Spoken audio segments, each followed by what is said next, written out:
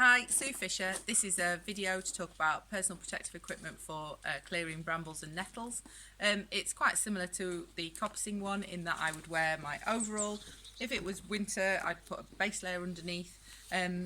Because the nettles and brambles might be at eye height for learners, I'd make sure they all had safety glasses on. I would put a pair of thick gloves on all of the learners and myself, which meet the gap between, so that there was no gap between my wrist and my sleeve.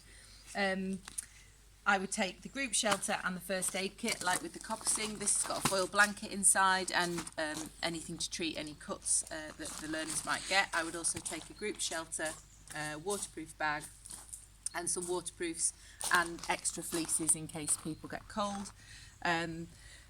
I would take the bill hook, and I would take, because that's quite good for clearing, and I would probably take the loppers for chopping big brambles. Nettles, I might take a pair of shears or something like that. But I'd put everything in the waterproof bag and make sure that there was kind of spare in case gloves got wet and things like that, so that the learners were always comfortable in the equipment that they were using. Obviously, I'd make sure that if I was taking small kids, I would have small gloves, because they're not very dexterous when they use big adult gloves like these, so I have smaller ones at school.